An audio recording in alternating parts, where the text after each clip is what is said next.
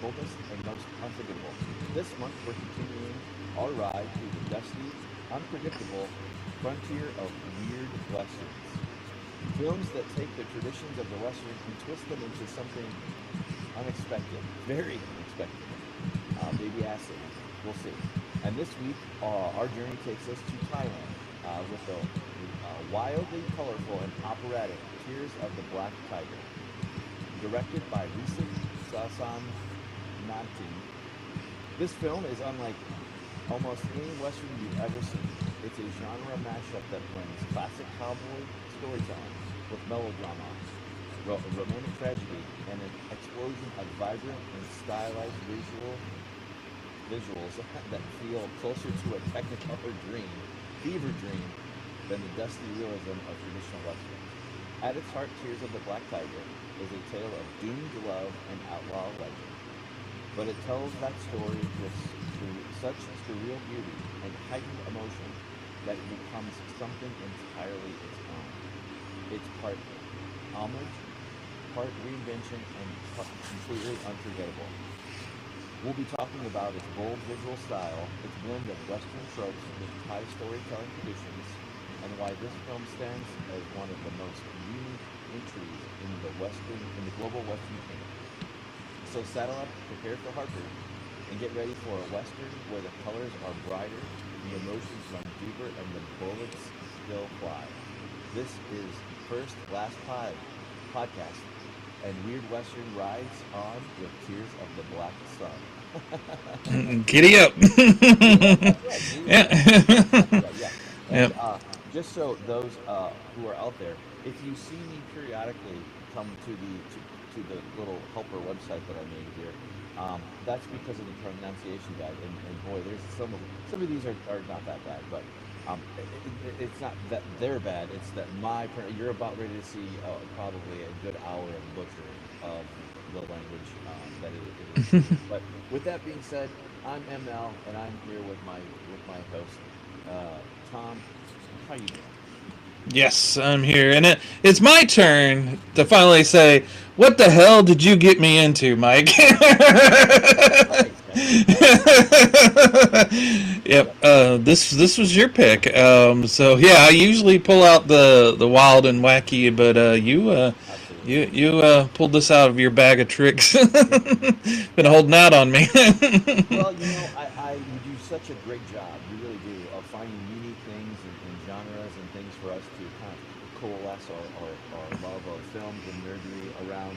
So it was like I feel like because you contribute so much to set the table. Like I feel like I really need to go in deep and do not just the Wikipedia entry or the stupid AI on the whatever's of the latest this or that. No, no, no.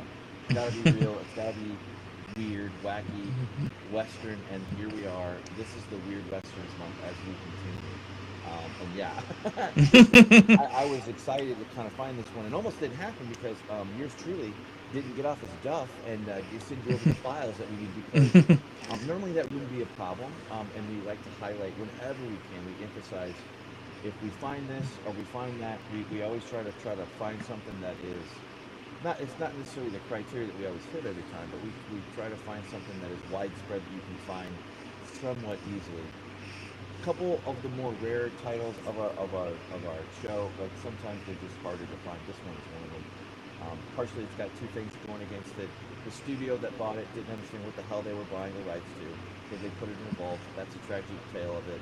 And then when it did come out, it just didn't quite just didn't quite make it. But there was a concerted effort. We'll get into it here.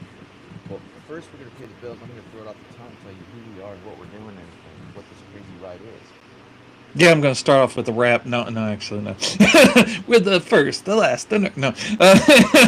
Yeah, so you can find us at firstlastnerdom.com.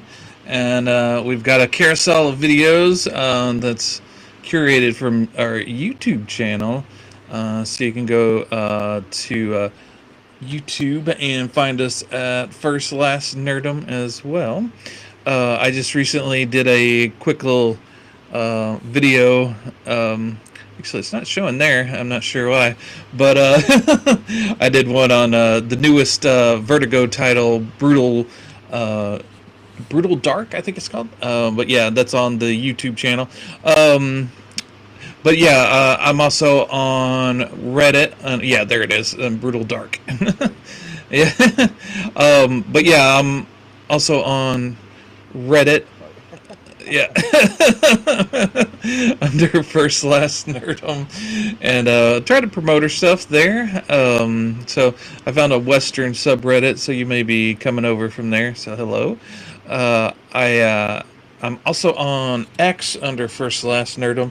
I try to promote her stuff whenever it comes out. So if you want to know our latest and greatest, you can check us out there and find out, and you can follow me there. And Mike, you have some socials as well. Yes, sir, I am. I am also on at @such_a_thing_Jewish underscore on X, on the good old X. You can see when I am up on it here, which I'm terrible at social. I'm way better than I am, but I do get along, roll a doggy once in a while. And like Tom was saying, yeah, you can see us home base on YouTube as well. But now enough with the paying the bills. This one is different, and I'm going to go into my calendar here to kind of explain what the hell this is. This is again, this is directed by Wisit Sasanatieng. What he This is said. yeah, yeah. And the original title, and again, the original title is Fa Tai Lai Lai Kong, which is Thai title like anybody out there. You know what? I'm not even going to pretend. I because it is. But anyway, the core premise is like and why it's so hyper stylized. And I do want to play a clip here, and I will. In a little bit to kind of give the audience a rich taste of what this is, and even when you see it, it's not the same. You kind of got to see this, and also the quality. It really depends on that. So I wish I could have gotten a better quality. I think the one that I sent over to you was DVD quality, 40p, and it is what it is. It looks fine on the big screen actually when the software did some things. But it could probably look a little messy on the small screen. But of course, what this movie showed was it was basically taking the Thai action melodramas, the style of the 1950s, that were specifically done by another Thai director, the Ratanana Ratanana Prestige. I apologize, good grief. It goes over the violent kinetic tide of the action cinema films of the 60s and 70s also. So it kind of had this blend of all these kind of unique Thai styles, and when you get this into this purposely made classic tale of of this conflict that you see between the characters, some of the characters, it's something remarkable. Anyway, I don't think I did a goddamn bit of justice to explain what the hell that movie is. So I'm going to go to IMDb. That has a little bit more dumbed down for Mike, and then I'm gonna read that off to the audience, and then I'm gonna hopefully get me and Tom off to the races here. But it's very stylized, and actually, turning that down. I'm just gonna play this in the background while we kind of talk about it because the pinks are they're day glow pinks, the neon, the color is supposed to be stylized. You have very richly painted backgrounds on purpose that look fake, and that was done very specifically to ape the style of, like I mentioned, from the 50s to the 60s and 70s. Now we don't obviously translate to understand what the hell that means for Thai, because we're not familiar with that. It's not part of our worldview, but other things you're going to understand and see. Like if you've ever seen, when I watched this, the one thing that I was constantly reminded of is like just watching up an old 30s or 40s or 50s, colorized kind of treat from TMC, Turner Classic Movies, or TCM, and it just reminded me of that. But then it kind of pulls you out when It's obviously subtitled and it's a different thing, but it's just very, very interesting. Yeah. But anyway, I'll throw it back to you because there's a little bit of pulpiness to it. It's got a lot of DNA to it. I don't know. What did you think? Yeah, it was, it was interesting. I'd never seen this. It seems like it would be something up my alley that I would at least have heard of. And I don't know if it's just I don't know. I got some tinglings. Like maybe I'd heard about it, but maybe that's just me pulling stuff out of the air. But yeah, no, it just seems like something I would have been aware of. But yeah, I was totally unaware until you threw the title at me. When you said the name of it, I thought of some other Japanese movie, and then I was like, "Oh no, this isn't it at all." Yeah, I was kind of thrown off. It's like, okay, yeah, this is interesting, and yeah, and I had no clue when it was made, where it was made. I just come in as a blank slate, and I started watching it, and I was like, this looks like an old movie, but it's not. What's going on? So about 15 minutes in, or 10, 15 minutes in, I had to pull up Wikipedia. It's like, what the hell is this? I read that it was from the 2000, and that it was made like you said in the style of a 1940s or 50s Thai movie, which I saw where I guess it wasn't cool to watch those back then.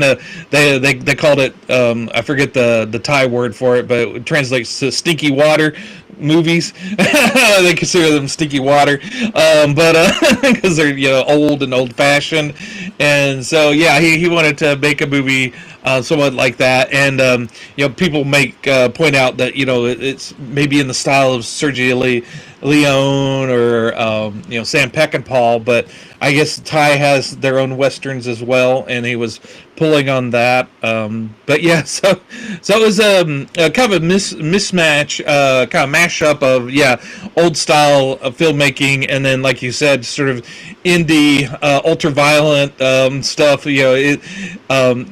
The opening fight scene with the guns and everything and the gore. It reminded me heavily of Sam Raimi.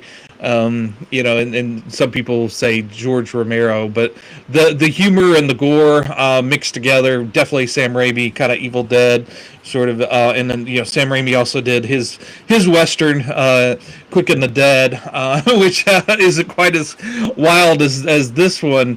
But you can see that he's influenced by many different a variety of things, and I guess we'll get into it further. But before we start breaking it down, I will say I thoroughly enjoyed it. A very, very enjoyable movie to watch. Definitely, if you have never seen it and are a little on the adventurous side of cinema, it's definitely worth checking out. But it's a bit uneven for me. I will get into some critiques and have a little bit of fun with it, but don't get it twisted. I did enjoy it. Yeah, and it covers a lot of ground. And I'm just going to kind of touch on some of those things that it does. One of the color grading processes why it was so unique, hallucinogenic, acid, trippy, whatever you want to call it, day glow, that the set walls were physically painted, bright painted. Yeah. But the real magic happened in the post-production because they actually took the analog film and then they converted it over to digital Betacam tape, and then when they brought it in digitally, then they manually saturated the colors to the extreme, even bleeding it out even more, and then they transferred it back to 35 millimeter film, and the result looks like a manic Vincent Minnelli musical box with a Sam Peckinpah western. This is about there is a musical element to this quite a bit. This I, I agree with you. I enjoyed the film. It is something. It is a special treat, I think, and I think it's kind of a little bit fragile. And what I mean by that is like when you pull it down and you watch it, it's fragile. One, why I say that is one, it's a pain in the ass to find. Two, the quality that you get depends upon your enjoyment factor a little bit. This is one of those cases where if we did have a Blu-ray, and Tom and I will get into some of the criticism a little bit over the availability of this, not the film's fault. It is what it is. But some of those the painted backgrounds also emulate like that cheap studio look of the 40s and 50s cinema, where they have this massive used paint stage backgrounds. And then obviously you have that with the color treatment that they did with the unnatural pastel skies and stuff, and this did have a little some practical uniqueness to it for what it was. There's a special shot in there that we might get into, the X-ray bullet shot, and then there's the Miramax butchering. And then I did want to kind of get into the canes and kind of the tragedy that kind of helped. Much like, and kind of put a thumb on it. This isn't really spoiling it, but this film is kind of it's not a happy film. It's not that kind of film. It's here to tell you a tale of life, and not everything in life is happy or joy or whatnot, but which kind of adds to the poignant. It's a very poignant movie, but you, yeah, I agree. As far as like a weird western, like I was saying, it has a lot of that DNA. My growing up as a kiddo, um, my grandma would watch. She would like to watch Oklahoma and musicals and that kind of thing. That was like her favorite, kind of thing. And it was really awesome to be able to share that with her. Although when I got a little bit older, I kind of got a little bit more opinionated on some musicals. I didn't like some. I did, but and I didn't watch a whole lot. But I did watch them. With her. It was one of the favorite things to do. And this reminded me of that. Like I said, it was just like it could easily be on the background. And you would, unless you paid attention to it, you would just the noise and whatnot. And the soundscape is a little bit unique to this movie anyway, but they try a lot with this. It's just such a unique blend of things in its own thing. So I don't, I take it as a good film. Like I probably would not have known, I probably would not have appreciated its uniqueness probably 2 or 3 years ago since we've been doing this thing. But Hmm. I don't know what were your thoughts on like the style? Did anything draw you in? Did anything push you away? Was I guess what was your center point for this? And Yeah, the visual style of it was really engaging. And just to back up just a slight bit, yeah, it's about a bandit that's in love with this high society woman, and I kind of subtitled it, Tears of the Black Tiger. Under that, what happens when you fall in love with the wrong woman? It's like it's a tragic tale. Also, the title. One of the things I found funny about it is when you go into IMDb, there's one thing about I guess the making or the history of the movie, and then the next three entries is like the each person saying what the title actually is, and it's completely different. Each one is like what the original title, what it means. Because the way I understand it, I guess the title it doesn't really have a clear translation to to English. So yeah, I found that kind of humorous that there's infighting on what it's called in the little trivia section of IMDb. But yeah, the visual style is very very engaging. I think I would like more than less. There's at points where they go to physical locations, and those are cool and all. But I really like the stylized look of it. It kind of remind me a little bit of Baz Luhrmann's kind of look of his movies, like Moulin Rouge or. Romeo and Juliet sort of have that although he goes more into primary colors where this is more pastels, and kind of gave me that kind of Florida sort of Miami kind of look to it, although yeah, it's clearly when you look at things from Thailand, they do like those pastel type colors that are rich and vibrant, and yeah, this would obviously do well with a 4K to really bring out those colors, or at least a Blu-ray.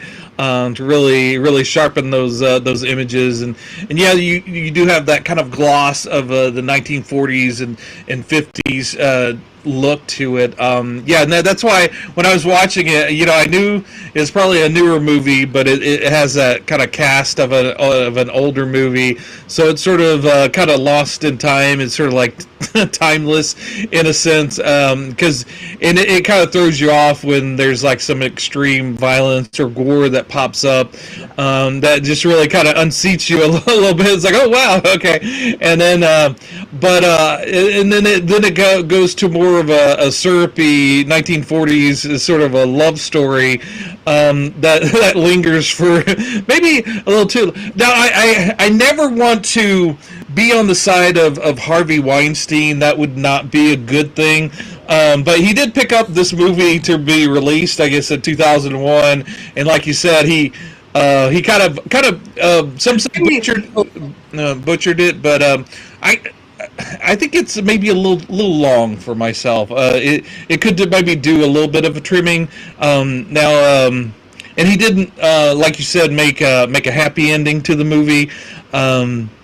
Which at the time, if it was released, I think American audience would be hard pressed to accept this movie, and they would have wanted a happy ending. So I could see why he made the decisions he did. Now he did end up shelving it, which is something that Miramax and Harvey Weinstein did quite often.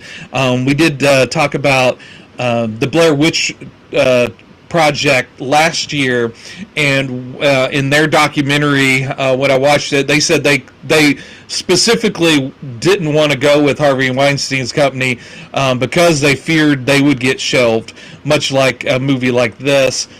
Just because they realized it wasn't going to make the money, and they wanted to get their, I guess, their profit share or whatever from Disney, since Disney owed Miramax. It was all about the money. In the end, yeah, they love movies, but they love money a little bit more.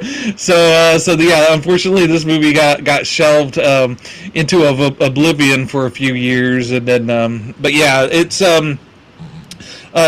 but yeah, I can see where it does run a little long in the tooth. What do you think, Mike? Yeah, I'm kind of ambivalent on if it did or didn't. I think it was fine.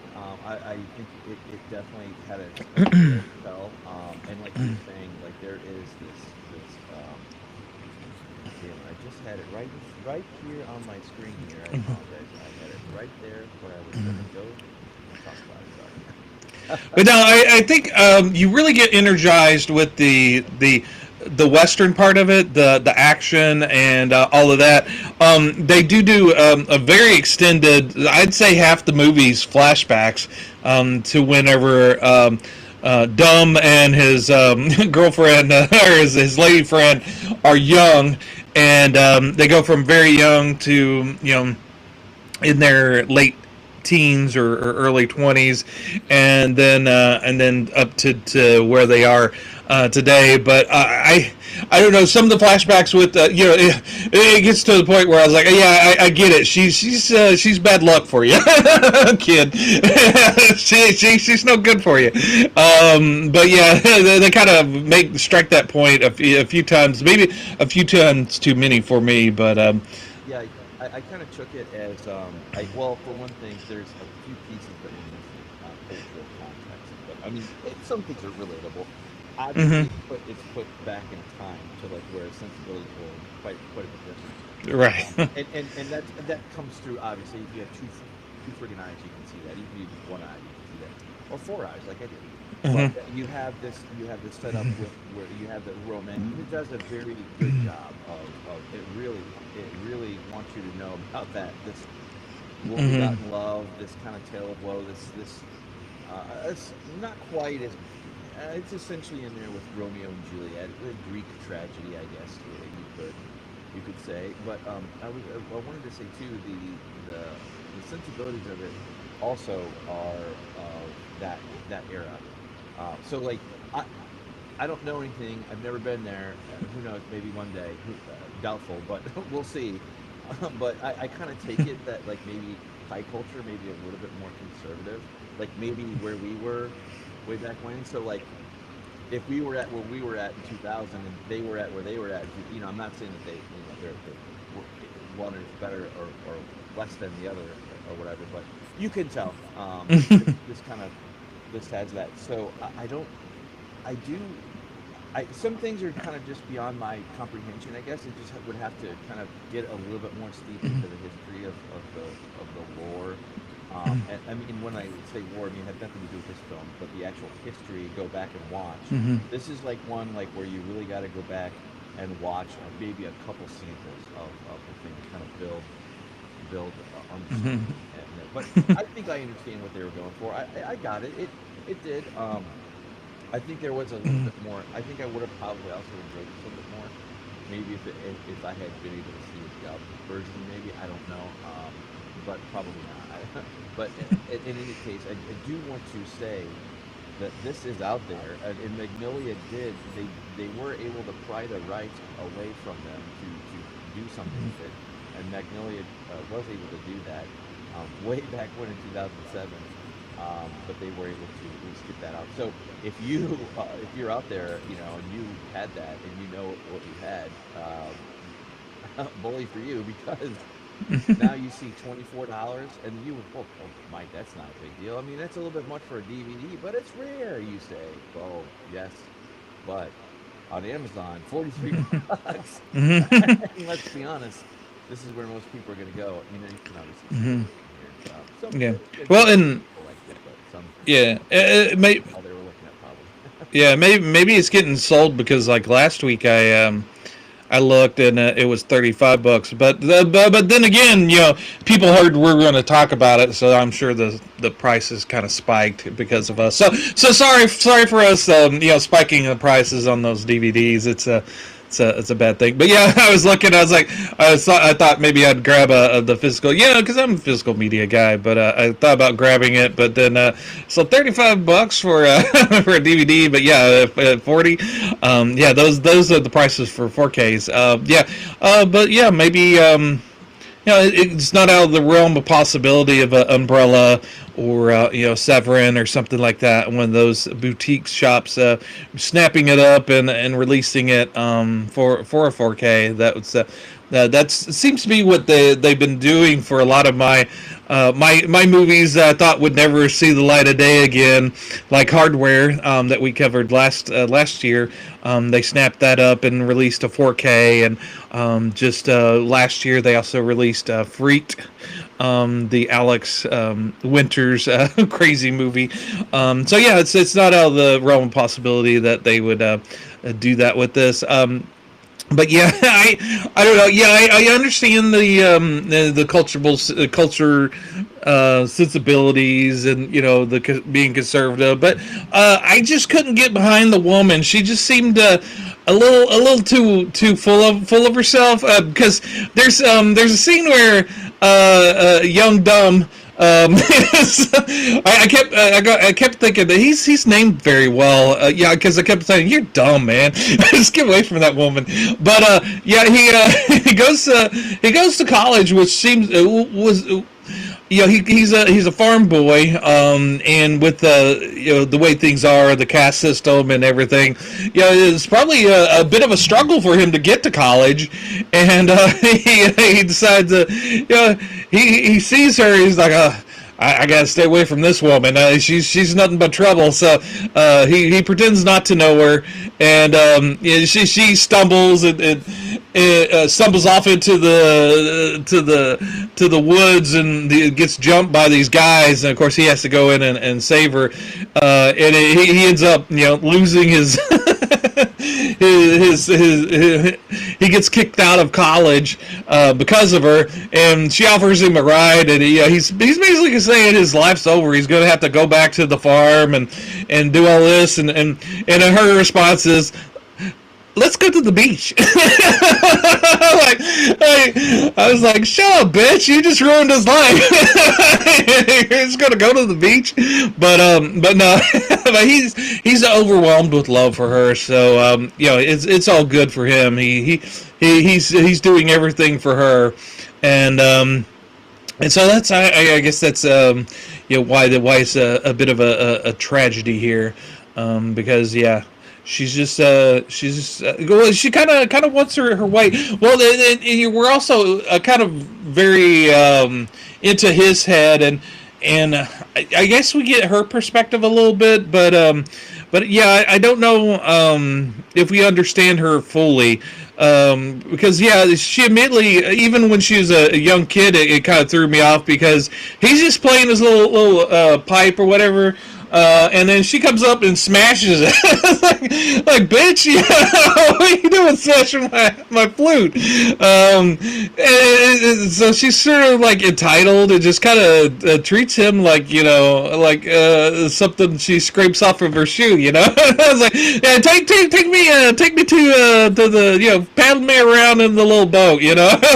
Smashes his flute, and she ends up giving him a harmonica. That's the only thing she did genuine to him. That's the only thing that she did. Yeah. Yeah, he defended her. She keeps getting into these situations. A lot of on the little boat ride, she she kind of gets into it with them, and he has to jump in and defend her honor. So he keeps having to get in to pull her out of stuff, and he ends up worse than he is. He ends up the first time with a beating, a severe beating. Yeah, So. yeah. I was gonna say like Dom. He is so he's obviously lower class, whatever. But that's part of the thing. So he wants to make money and he wants to have stuff in life. So he does join a gang, but that's one side of life. But then he also has this other side with Rumpi, Rumpoi. Butchering her name. Good God, the one the room poi. But anyway, it does go back and forth, and you kind of do scratch your head again. That's why it's kind of like lost in translation a little bit, I guess. But it's not a bad thing. It's just that it's harder to get into that specific play that they're going. But for the most part, you're just kind of like this. It just I think that maybe the part that is a little bit where it kind of does. I don't want to even take you out of it, but there is this pulp fiction hard visual. You have the soft, you have everything going on. You have singing. This love story that's going on. This tragic love story. This is not going to work. Two worlds, Mhm. can't merge. It is what it is. But and then you have like this violence, and it's just like a bowl of chili thrown at you. When you think that you're watching your old, your grandma's old, Oklahoma. So it makes it very interesting. I could easily see where that could be very off-putting or take somebody out of it. But it you added to the uniqueness of it, and it reminded you of. To be honest with you, if those weren't there, I probably would not have paid as much close attention as I did. Aside from the world building, and it's just such a strange world. It's just like waking up and putting on those really deeply shaded sunglasses that aren't really sunglasses. They're just style. They're just like all red. And you just wake up and you're like, why is everything all red? Oh, check your shades, dude. Something different, unique like that. But it wasn't a challenge to watch. I would say that you have this acid Western palette. You have the love story that we haven't done justice to, and I don't know that anybody really could. To be fair, unless you were foreign Asian film expert, then you probably get into it more. But and then you have this oath, then the bullet, and the standoff, this tragedy, and what the full climax, and then the aftermath. I don't think we're giving too much away. But you also you also see kind of people putting shoes on when they don't have to, but they do it anyway. For example, Tom was calling out the female, the primary star of the show, of the movie, and she just doesn't care. Like completely, completely ivory tower. Obviously, she's from a different class. Da, da, da, da, da. And then you have a Dom who you think would be more grounded, is grounded, kind of, sort of, but that's where the honor thing comes in, which is interesting because it's kind of like, but aren't you breaking the laws? You know, aren't you an outlaw? Aren't you like a badass? You know, whatever. Like, yes and no. He's not the badass. It's the guy. It's the badass that his boss. That ends up being the thing. But anyway, it has a lot to say. It goes through it in a very methodical pace, a good pace. I think I think the pacing is fine. But Yeah, what I can get, I get that. But go back. yeah, Dom the Black Tiger. He it's kind of interesting. Yeah, he becomes like a he becomes like this badass bandit. Top bandit. He becomes good with the main gangster out in the west, or wherever they're at, and Faye, or I guess Faye or whatever his name is, the main bad guy in it, the head gangster guy. They develop a good connection. In his in Black Tiger's buddy, his sidekick, Mason, or whatever his name is. There he kind of has there's a little tension there that Black Tiger doesn't realize, because the other guy used to be number one. To the boss, but Black Tiger, when he came in, he kind of assumed that role, and so there's some rivalry there, but then there is also a bond there as well, kind of a buddy bond, but there is that underlying tension. The whole dynamic was very, very interesting to me, and I would have loved more of that. That would have been a lot more engaging than the love story for me, personally, just because I just didn't believe in the romance between the two. I was like, dumb, you're being dumb. Don't do it. They're like, obviously, like, you know, where, and I hesitate to say that the movie didn't explain it because I don't know that language, so I'm probably just not. So caveat, you know, great bowl of salt here, and I get it. There is kind of like the things like, why would you put, you know, even like when it's all like there, it's kind of like this it's like these characters that have this they recognize that what they're not sure. Some of them recognize who and what they are, and what they're locked in, and what they're doing. Other characters are just oblivious. It might as well be an NPC or a set piece on the thing, and they're just kind of like they're just predestined, predetermined. That's the route. There's no variation.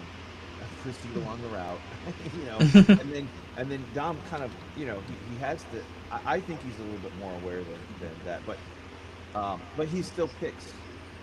Ultimately, he still picks the good guy ending, I guess, or not excuse me, not the good guy ending. I'm gonna call this the nice guy ending for him. And I'm not really spoiling it because I'm kind of cloaking it in generalities a little bit. But what do you think of that? Like I agree. Like I could see like where I can understand why the one scene is gonna be like, they don't know. Nobody's gonna know what the fuck this is. Like what? So let's make opinions and let's show them, and then you see that. So I guess I could understand that to a certain degree, but at the same time, I don't know. What do you think? I don't know.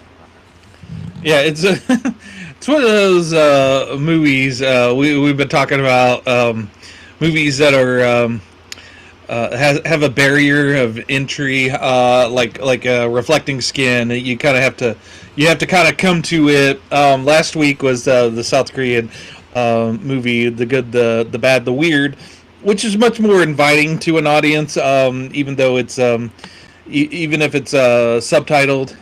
It's much more audience pleasing. It's much more you're much more easier to kind of jump into it and kind of catch into it.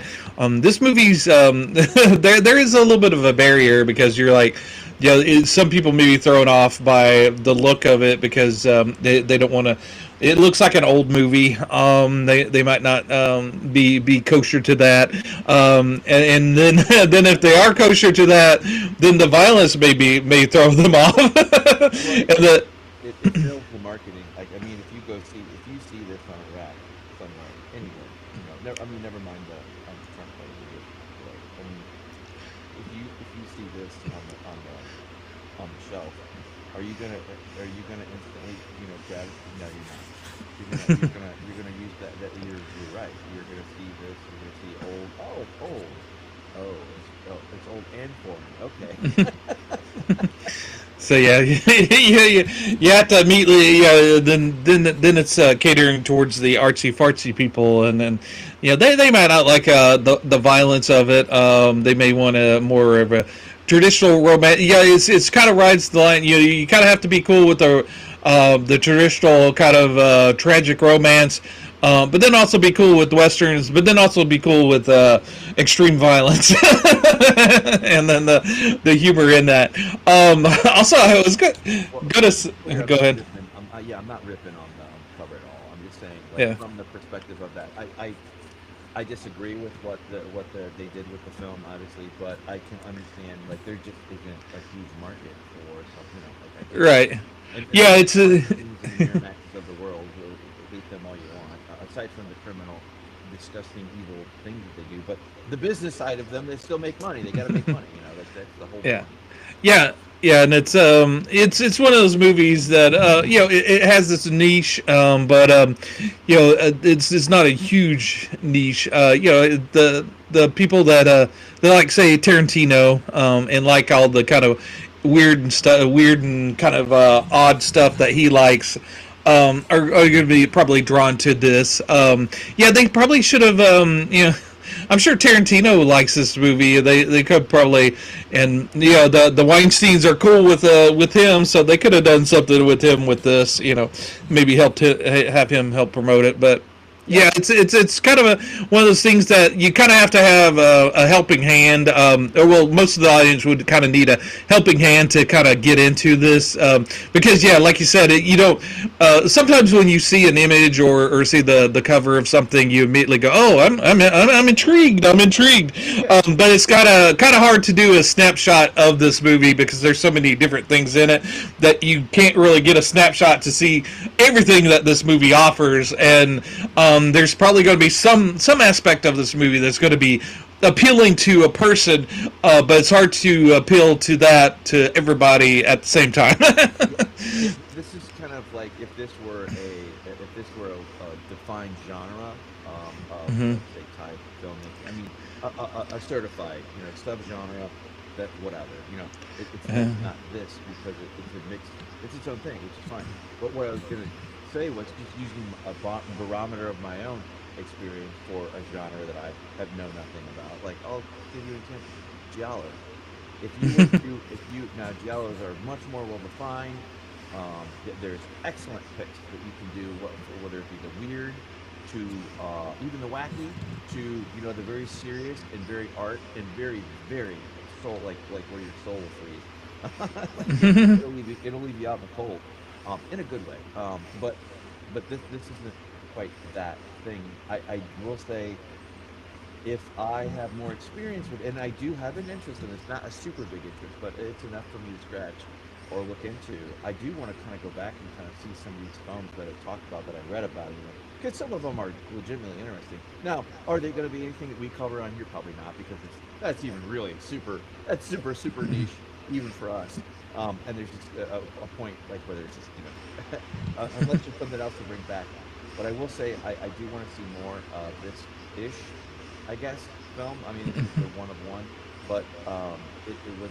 I enjoyed it, and there's just so many really great ones, and now it's going to cause me to go search out and find the highest quality. And I think that's the highest quality of what I was able to find, to be honest. And I think that's just it, and that's fine. But Yeah, the DVD version of it. Yeah, it's kind of a tragedy. Yeah, there's a lot of movies that are kind of locked in on videotape, because that's the the final iteration of the movie that came out, and then there's some that are locked on DVD because videotape pretty much released everything. Yeah, everything was kind of released on VHS, and then almost everything was released on DVD. It only a small percentage of things got released on Blu-ray, and even smaller percent has been released on 4K. So, you're going to be able to find top quality for everything, which is a tragedy, I think, because there's some things that weren't filmed in the quality that would probably benefit a 4K release, but this one definitely did. I will say, even though I'm not a native speaker of Thai, surprise, surprise, but I could tell by the acting that the acting wasn't always spot on. There was a lot of kind of overacting, which kind of fits the movie. I mean, that's definitely not out of place, but it also added a little bit of the humor to it. I wouldn't call it a lisp, but there was a weird kind of inflection that the guy that was the general or whatever that was going to marry. That was arranged to marry the main woman in this movie. He had this little inflection with his voice that just kind of put me on the edge. I don't know. It just kind of just him and the guy that the creepy guy that followed him from youth, that was trying to get a kiss from her. They both had sort of like a weird inflection with how they spoke that just kind of threw me off. I don't know, but other than that, which maybe that was part of the thing to kind of make them kind of unlikable, because those two were sort of kind of skeevy to a certain degree.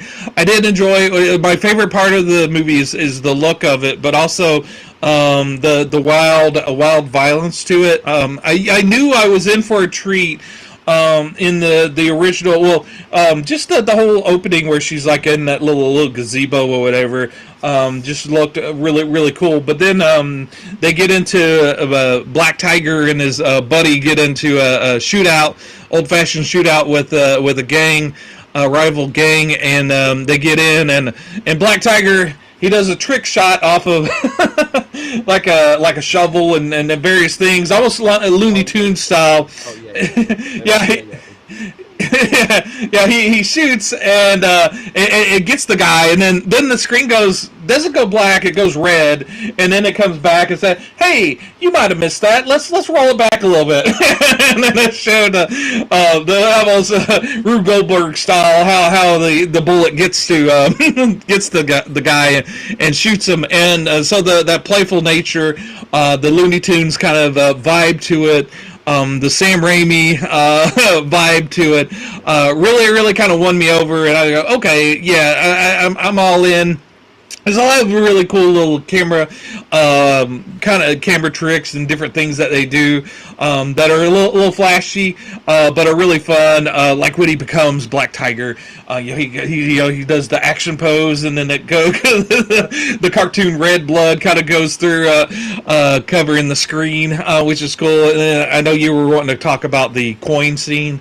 That one was very, very theatrical and very cool looking. Yeah, no, yeah. I was gonna say that you put your finger on the pulse of it, which is the zaniness. Like there's a playful zaniness that is not kitschy or what is it? Not choo cartoon, good cartoon. Like that works very well. Yeah, they did the X-ray bullet scene, so to speak, where they used the practical effects. Something you would not expect to see in this. I wish I would have seen it in better quality. To be honest with you, I think then it would translate as it stands now, like the way that it's cool, but the result of it is pretty in your face. Like I said, it's just like one moment you're like watching something, and then all of a sudden there's this like discolored bodily gore chili, just body chili, It's like Hmm. wham, Yeah. like salsa, instant salsa on the thing. Like there goes the Yeah. cheese. Right. I mean, it's just it just it shocks you in a like a in a in that way in the brutalness, but it also kind of like you didn't expect that, which also Yeah. goes into the world building and obviously typical scenes from this movie. You gunslingers, and they had the wheat, kind of just like the reflecting skin. Hmm. That was, it was, it had a hue to it. It had a saturation to it that's always there, or that's Hmm. implied. Same thing for this, but just Yep. in a much more dull, down different way, but like just kind of fires up. Hmm. Again, this is why I really, really, I think that I would have enjoyed this more had I been able to really enjoy the full pop, Hmm. or the full fidelity. And if any film was calling out for it, I mean, there's so many other films ahead of this. Don't get me wrong, Hmm. but this would be like one that like I'm gonna have to put this like on a watch list or something and have the AI go and check it periodically to like once or twice a year to see if there's any glitches out there or Hmm. something here. But yeah, The, I liked it. It is there's like on the screen there you see the IMDb thing. They have Thai, they have dark comedy, parody, action. I mean, they have all. This doesn't know what it wants to be, and that's a great thing because it's its own thing. Um, and yeah.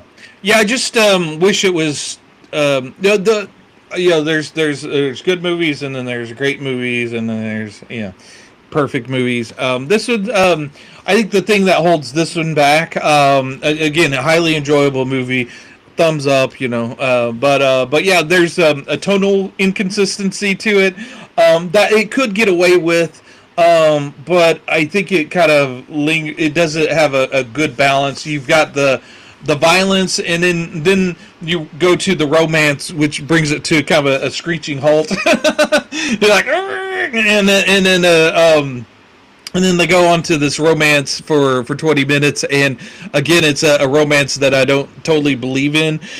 So it kind of drags it to the halt. I would wish that they would maybe had pulled back a little bit more on that, maybe cut it down a little bit, but to make it a little bit more snappier, because the violence and the over the topness of the action stuff really kind of gives it that kind of fast kinetic pace, and then again, like I said, you slow down, and yeah, I don't mind slowing down, but for that long of a period, it does.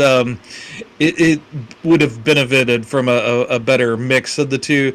Also, I love the hyper stylized look of, especially like the first 15 or so minutes, like that scene right there with the the painted sun and the wheat and everything. That was very cool looking. And then they go to more realistic settings. I wish, and that may have been a budgetary thing where they couldn't do the whole thing like that, but it would have been cool if they could have done like a whole sort of almost like Sin City kind of vibe to it, where this would have been fully filmed like that, and have that kind of super surreal kind of look to it that would have really added to it. But again, that may have been a budgetary thing as opposed to not wanting to do it that way, but yeah, this is one of those cult movies that wears cult on its sleeve very proudly. It's I'm sure it's a favorite of certain. This is their do or die movie that they absolutely love. And if you've come over from there, don't take my disses on it too seriously, because I did thoroughly enjoy it. It's one of those movies that I would take this over, 1,000 movies that Hollywood is throwing out as slop, slop with no heart to it, no desire except to make a quick buck. This movie really has a passion to it, that kind of outweighs any of its anything that weighs against it. There's certain movies that have like a passion and exuberance, a desire to be seen, that you can't help but kind of be infected by if you're willing to meet it halfway. Again, it's one of those movies you kind of have to meet it halfway and be willing to accept it. If you're already kind of 1 foot out the door, then you're not gonna get the full benefit of this movie. But if you're willing to, if you're adventurous and willing to kind of step into this world, there's a lot of fun stuff to get through it. And then even in those scenes where I'm like not believing in the romance and going, man, you need to get away from this bitch. But I was having fun with it. You know, I was I was kind of rooting for Dumb, and even though I knew it was a tragic love story ahead of time, and I knew it wasn't going the way it should. I was right there with him, going, no, don't do that, throwing the popcorn at the screen, so to speak. So yeah, it's highly engaging. You are invested in it, even if you're not happy with the way it's playing out. But yeah, that just means that you're invested in the movie. So, and that's a good thing. If I didn't care about the characters, if I didn't care where it was going, then it would have failed as a movie for me. I agree with you. This is a good must watch if you want it's something different and you want to see something from a different point of view and a completely different walk of life even. We were kind of making light of it a little bit, or maybe not making light, but we were being a little bit light on the thing. But there is a Buddhist karmic subtext here. There is a I don't know if you would call it a parable or something, but if you kind of work backwards from there, you have an entirely invented film, or an invented technique for this film that was done so meticulously. And then you have your Greek tragedy, which that's running beneath with this fever dream, surface, the surrealist surface, this just abstract, just everything is just like Tom said, like it'll go to realism, and then it'll go to like these beautiful, kind of set pieces, and then all of a sudden, you'll have, if you see the original, which I would encourage. Nothing wrong if you want to go see the Miramax one. If that's all that you can, that's fine too. But you really get the full whiplash, because there's a tonal whiplash that happens with there's the Greek tragedy happening, and then there's this Shakespearean double homicide of catastrophe, of just life sucks, and it's suffering, and I'm sure there's a little bit more philosophical bent on it, but that tonal whiplash is extreme by design, and if you are expecting like a conventional, if you're coming at this from some kind of other expectation because you saw the cover and then you made an assumption, a very strong assumption, you're gonna be, you might not be able to enjoy it. I don't know, but maybe it'll keep you there. But it's not a conventional action, anything. It's not a conventional romance or anything. It is, there is humanity in it, and there is honor, and then there is sense of roles and where they fit in, and I guess my last wrap up will be the cheap.